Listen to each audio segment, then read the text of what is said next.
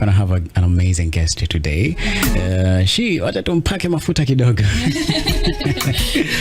Before she tells us who she is in details, I know she is an award-winning multimedia journalist. That's right. Yeah, she is the executive director of AMWIK, Association of Media Journalists in Kenya. Media Association of Media Women in Kenya. Yeah, she is an amazing, and if you follow her work, then you know she is really amazing at what she does.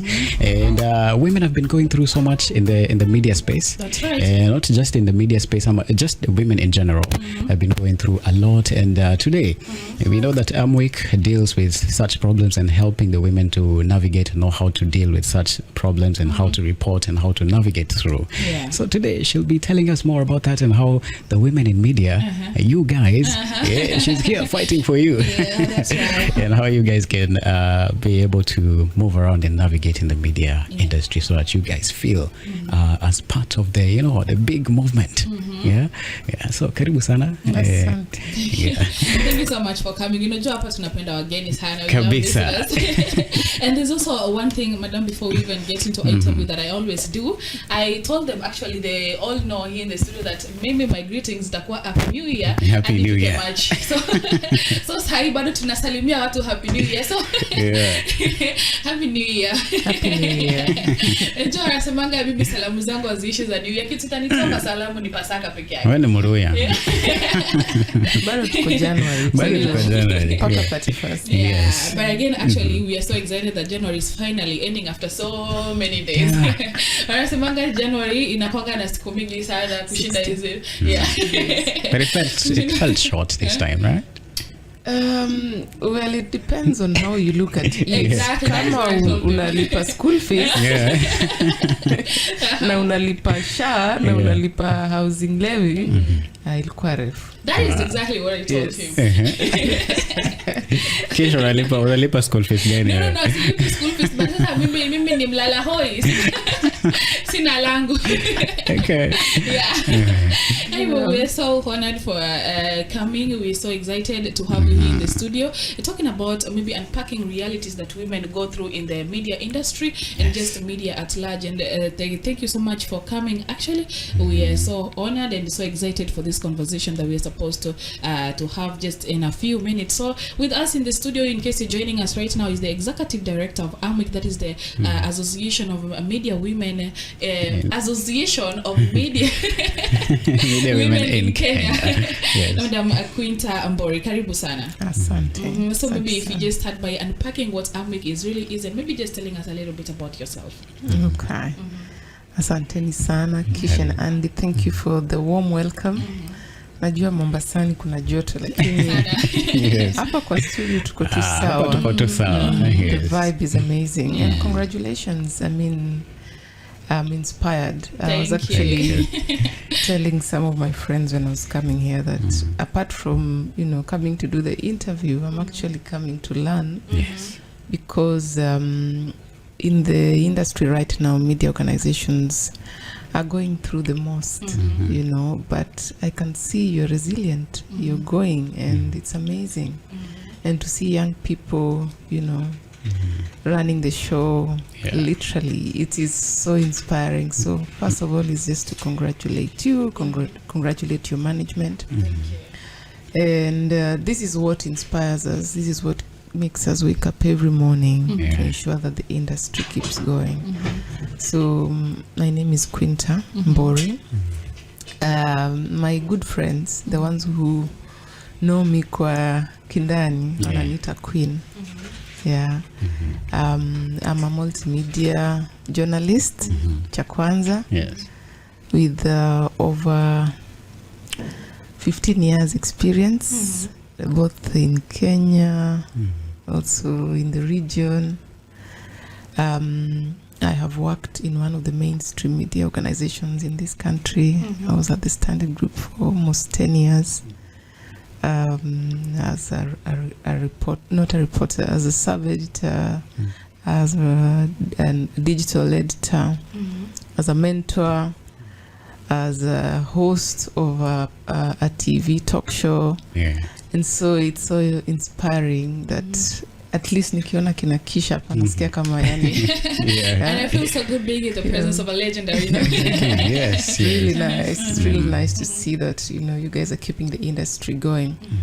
I'm an award-winning gender equality advocate. I'm extremely passionate about creating an enabling environment for women. Sorry, men.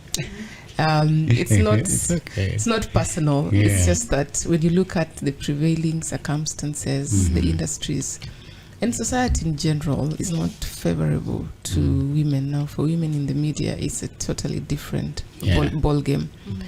I'm also a certified trainer by the Media Council of Kenya, and I have trained and mentored journalists in Kenya, in East Africa, in Nigeria, in Africa. So for me, it's all about imparting the skills that I have acquired to the next generation. I'm very passionate about training, actually, because one thing about journalism is when you come from school, you're taught, you know, just the basic skills of how to be a journalist, but you rarely get the chance to be taught how to specialize, how to report on maybe gender sensitive, gender transformative reporting, how to do investigative reporting, how to do, you know, reporting on nature crimes, illicit financial flows. There's very little, I think there's very little time to do the specialization. So when you come out of the training schools, out here now we give you the tools and the skills on how to specialize. I'm also a mentor of many journalists, especially the young ones. I've been through my hands. Some of them are doing extremely well. I'm very proud of that. So that's me in a nutshell. Currently, I am honored to serve at the Association of Media Women in Kenya as Executive Director. AMWIK is the national association for all women in the media in this country. So anyone who is not a member of AMWIK, maybe this is where you play to them the song Uko Wapi, where are you? That's right. Uko Wapi, jamani, we are looking for you. We need to partner. You need to link up with us, because what AMWIK does is we pull our resources and our skills and our networks, and we use that force to amplify the issues that affect women, youth, and children, because these are the communities that we feel are underserved by the media. They're not given enough space, they're not given enough airtime, because what media does is media reflects what happens in society, and so society has, for one reason or the other, has discriminated these constituencies of people. So AMWIK is the voice of the voiceless in society, and therefore we are reaching out to all women in the media across the nation that please join us, work with us, let us collaboratively pool our efforts. We will support you, and we are also relying on you to help us amplify all these issues that we are talking about. Our membership is by registration, so it is not automatic that if you are a woman in the media, you are a member of AMWIK. You have to register, and registration is by paying a small fee of about 3,000 annually for 12 months, for 352 days. Okay, that is for mainstream, for seasoned journalists. Now we also have student membership, which is 1,500. We also have members in media and related fields. These are people in communications and PR. We have members in media training institutions. Lecturers are also our members. Media professionals, content creators. Jamani, mko wapi? Mko wapi? Tunawaomba mji muweze ku come and join us. Before I hand back the mic, please allow me to talk about the thematic areas that AMWIK operates under. We focus on media development and membership. Basically, this involves capacitating journalists. And Andy hapa ndi pia tunachangamsha mpaka wanaume. If you look at our website and you follow our socials, utagundua kwamba we do not discriminate when it comes to training. We train everyone.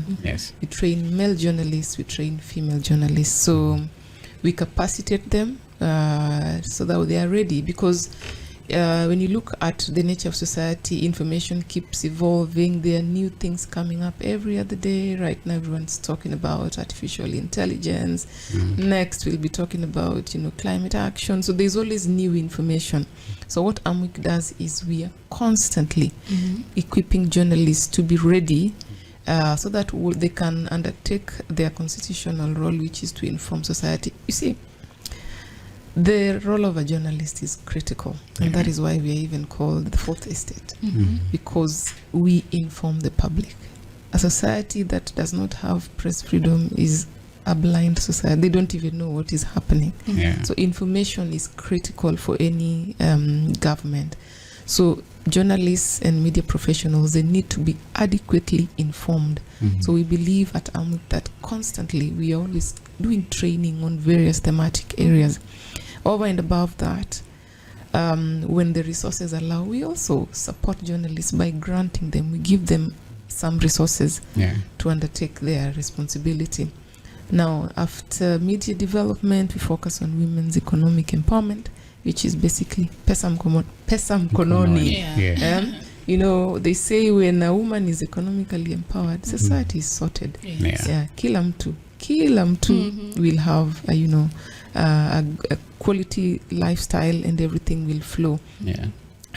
We also focus on gender and governance. And if you look at our projects, we work very closely with women in leadership. The question is why? Because we want to ensure that at the tables where decisions are being made, we are represented. The mandate of AMWIK extends beyond the membership, and we focus also on women who are covered in the news and by the media. And we believe that when we empower our leaders, when they go to the places in the rooms where critical decisions are being made about the governance of this country, then everyone is covered. So we work very closely with the women leaders, women politicians, women human rights activists. We capacitate them. We teach them on branding. We also push for policies and laws that ensure that the decisions that are being made are all inclusive and no woman is left behind. We also work around sexual reproductive health and rights. And finally, we focus on digital safety and security. I'm sure we'll talk more about that. Thank you very much. You're welcome. That is very I'm just excited. I'm also inspired. I know I'm a man, but I'm also getting inspired very well. I'm also a multimedia journalist as well. And hearing your story, it's so inspiring. So maybe how long has AMWIK been around? AMWIK ni mzee. Wanasemanga life begins at if life begins at 40, then AMWIK is 3 years old. So we've been around since 1982. That's around the time when people were talking about the Beijing Declaration. So basically a group of courageous women were not comfortable with the way media was covering women. There was still a lot of sexism. There was underrepresentation. Women were not getting enough airtime. And so they came together to form AMWIK to amplify issues affecting women. And since 1982, AMWIK has impacted thousands of women. Some of them are actually, we know them. They are notable politicians. We have members like Lesuda from Samburu, the people like Lina Chebi. These are people who have benefited somehow through the activities and programs of AMWIK, and many other women in the media. In fact, I'm very proud when I see media professionals, women stepping up from the profession to serve, in national politics, because, it means I go to sleep very happy knowing that at least we were able to influence and impact one person or the other. Yeah. Very amazing. Unajua amesema kwamba AMWIK imekuwa hapa for 40 years. Like more than 40 years. That is almost the age of my mother. That's right. And Madam Executive Director, you understand that you assumed the role of Executive Director in 2024, right? And it was at this time where this AMWIK was at a crossroad where a decision made would either determine determine whether AMWIK would remain stable or continue maybe having challenges. And it was at this time where there was actually internal tension and governance challenges. So how did you maybe go through this, or how did you navigate through this time of your life? In my book, there's a first point where I say in my book, but honestly speaking, AMWIK, just like all other media associations and media organizations for that matter, have faced a lot of internal challenges. And I think the only reason why perhaps the issues of AMWIK were extremely amplified, it is because AMWIK is an association of women. Okay? So obviously, just like what we see in society, I believe I'd put that disclaimer out there, that the society we live in is extremely patriarchal. And therefore, if you look at even how women in leadership are treated in this country, they are judged more harshly compared to the male counterparts. So it's not like AMWIK's problems or issues or challenges were really over the top. They are normal challenges that every other organization goes through. Even our own country has its own challenges. However, I think the only difference that AMWIK had is that our issues were extremely amplified and we were trending for the wrong reasons. Because right now, when we have stabilized the ship, why aren't we getting the same amount of coverage, when it comes to, the same people, the same weight that we were being amplified for the challenges? Why can't we be amplified for, the success stories? But back to your question. When I took the helm of AMWIK in 2024, it was one of the biggest challenges of my life. Because I took over when AMWIK was having internal issues, but they are solvable. And therefore, for me as a leader, you don't run away from challenges. You take them head on. You come in, you assess where the problems are, and you look for quick solutions. And if going by what we did, because all we needed was just to rectify a few things here and there, including establishing a legit constitution, which we did. Last year in June, we held our board meeting, and now we have a new board. We have new board members. By the way, Kish, we even have Gen Zs sitting on our board. Okay. And of course, we just needed to do a bit of work around rebranding and engaging our members to ensure that we are able to listen to them, because sometimes when you have internal wrangles, it is people are actually communicating something very loudly. So we also took our time, worked with the experts, and we engaged our members. We listened to them. We came up with a membership engagement strategy. We had a dialogue with the members. And what that resulted in is what we are experiencing right now, because what needed to be done was just get down to understand the issues that members were facing and tackle them. I wouldn't say that we have dealt with them 100%, but given the strategy that we have implemented, we are implementing, AMWIK is regaining its glory. AMWIK is regaining the confidence of the public. And AMWIK is actually working now to execute its vision. So I would say that I did not do it alone. I was working with my secretariat, with my team members. I was working with my members. I was working with my board. So it took team effort, and of course engaging a few experts to ensure that AMWIK remained afloat. So our enemies, Suffering. you will continue suffering. AMWIK is here to stay. AMWIK will be here to serve not only us but generations to come.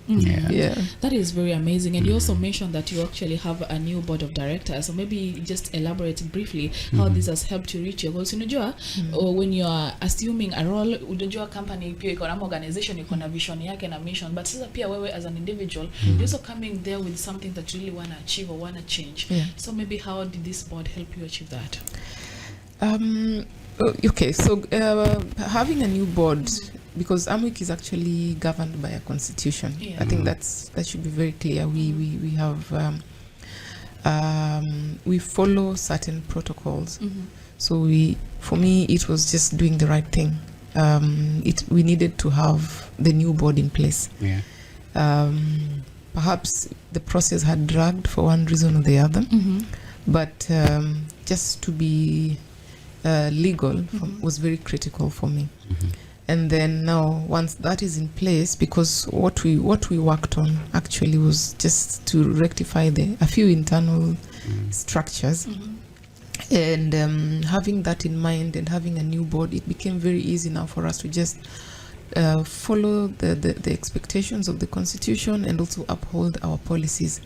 So remember, my role is very critical because I am the go-between the board, the members, and our stakeholders. So the trick that has worked for us is just collaboration. And I thank my members for working with us to ensure that we are able to elect the new board. It was not easy. But after the election of the new board, of course, we have a strategic plan which we are implementing. So everything is already structured. So the board just come in to do their oversight role and to offer support and to give direction. So I would say that it's taken a lot of work, a lot of training, not just for the members of the secretariat, but also for the board members, for us to fully understand our separation of responsibilities and the expectations. But ultimately, how we have done this is just to work together. We are always in constant communication. We are always planning. And we are also engaging, partners out there. AMWIK's door is always open. We are ready to partner. We are ready to work together to implement our vision and mission. All right, that is really amazing. Let us look at AMWIK. You said that it's been around since 1982, almost 40 years. And you've been fighting for the women in the traditional media. But how has that evolved from fighting for the women space in the traditional media room to the digital space? Because just to add on that, there was a time the first female Chief Justice Martha Koome. There was a time she was attacked online. She was bombarded with a lot in the social media. So how has this translated to protecting the female journalist in the media space, in the digital space? Thank you for that. That's a very good question. One of AMWIK's thematic areas is actually digital safety and security. And the reason we do this is because we actually are cognizant of the fact that media is constantly evolving. Secondly, we are also cognizant of the fact that the digital space is perhaps one of the best things that has ever happened for women in the media. Why do I say so? It's because when you look at mainstream media, and when I talk about mainstream, I'm talking about Gazeti, TV, as we always knew it. I remember my children think that TV is YouTube, but TV kwa wale ambao wamekuwa wakonge ilianza kitambo sana, during the days when we would only switch on the television at 4 p.m. because kutoka asubuhi mpaka saa 10 hakuna chochote, ni mchele tu ndio watu walikuwa wanaona. So the mainstream media, you look at the composition of the mainstream media, look at the representation of women in leadership, kusema ukweli, it is gender biased. Most media organizations, most editorial leadership is male dominated. And breaking the glass ceiling in the media house, I can tell you, is not easy. We tried, some of us tried, we gave up. Because when you get to a certain level and then your career sort of halts, it stops. So what the digital space has offered, for example, is an opportunity for women to grow career-wise. Because when you are in the digital space, as long as you have a phone and you have internet, honestly, you have no excuse for not having some form of digital product, whether it is a YouTube channel, whether it is a blog, whether it is, a community on any of the social media spaces. So AMWIK has understood that the digital space is actually very critical for the growth and the progression of women in the media. And so what we do is we conduct a lot of training for journalists on media sustainability and how they can brand themselves and how they can also equip themselves for life beyond the newsroom. Okay? Yeah. Unfortunately, the digital space is also the avenue that has also proven to be a source of attack for journalists, women in the limelight, including lawyers, like what happened to Chief Justice Martha Koome, human rights activists, the so-called social media influencers. So we did a research in 2024 on, it's called Technology Facilitated Gender-Based Violence on Women with Public Prominent Lives. And if you look, the reason why we were doing this, one is because we wanted to know what is the extent. Because, when you do evidence-based research, you're able to understand, you get to the bottom of the issues as opposed to just hearsay. Sometimes people just talk. But when you're able to get actual data on the issues at hand, then it becomes very easy even to come up with the adequate interventions. It's like, I'll give you an example. You could be, when you were younger, if you had a headache or you experienced some form of symptoms, you'd be given malaria queen without diagnosis, kwa sababu walikuwa nafikiria kuna malaria. But not it didn't mean that you are always suffering from malaria. So ni kama kukuwa mgonjwa, unasikia tu jisikii, lakini mtu anakuambia hebu enda umeze Brufen. Wanasema enda umeze Brufen. Okay? So for us, research and data collection is very important. So we did this research to get to understand the extent of TFGBV happening, not just to our stakeholders, but women with public prominent lives. And from the research findings, set tulikuwa mbali, 60% of those who were interviewed had experienced some form of technology facilitated gender-based violence. So at AMWIK, what we do now is we conduct training on how journalists can actually navigate the digital space safely. We equip them with information around their safety. Apart from that, we have resources on our website. For example, we have a digital safety and security handbook. If you go to www.amwik.org right now, go to our page on resources, please download that digital safety and security handbook. It is good for you. Understand what digital safety is and how you can take care of yourself. All right? And we also, what we do is we have various forums where we are able to just discuss the issues, brainstorm together with journalists and the stakeholders in the industry, lawyers, those who are in charge of data protection, those who take care of our data and information. And so we sit together to just brainstorm on how we can strengthen the legal frameworks in this country, how we can ensure that they are working for our journalists and not the other way around. So the digital space is, what I can say is, it's a good space, but if you go there when you're not properly armed, then you have seen people completely get out of that space, including the former president, Uhuru Kenyatta. He quit. he said wacha niende nikae nyumbani na familia yangu because Kenyans bullied him. So if Kenyans can bully the president, what about a mere journalist? What about a woman or a female journalist? And many people have said that online abuse is just an abuse, is not a crime. So how can we change this mindset that has normalized this online harassment? I'm glad you brought that up because even our research revealed that 40% of those who were interviewed, they said that online abuse is wrong, but it's not a crime. And I think it's because watu wanachukulia tu mambo hivi unajua, you know, it's the same thing even with sexual harassment. Ukiona vile watu wanaongelelea on the social media platform, it's like a joke. You know, mtu anakuambia mbona huyo mama she brought it on herself. Okay. I'm currently following a very controversial topic on there's a lady whose pictures or photos were circulated against her will.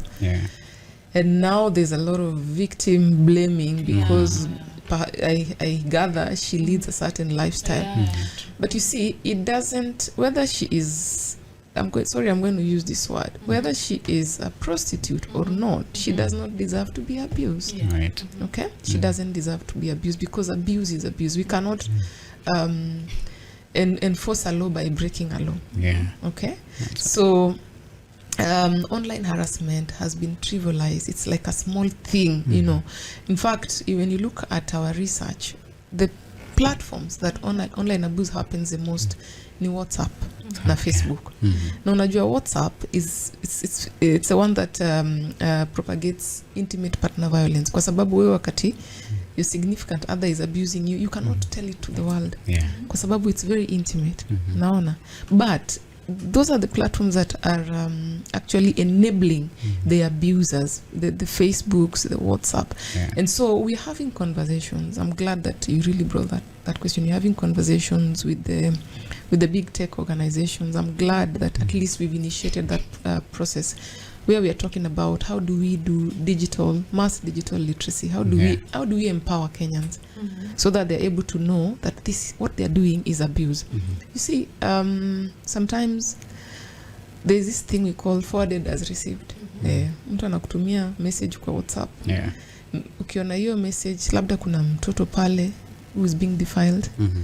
Lakini wewe unashinda ukisukumia watu because you think you're being patriotic, you think you're doing a responsibility to the society, but what you're doing is you're endangering the life of this child. Because what happens, because the internet doesn't forget, what happens when this child who's being defiled becomes of age, and then they are bullied because of what happened to them, even when they were not even consciously aware that what was happening was wrong. So there is need, one, for digital literacy. Watu waelimishwe, wajue abuse ni nini, misinformation ni nini, TFGBV ni nini. And then two, we also have to ensure that our laws are able to support, are able to ensure that the survivors of TFGBV and any form of abuse get justice. Thank you so much for that beautiful elaboration. And I wanted to say something. As much as the advent of technology has actually made our work easier, in some way it has actually diminished the press freedom.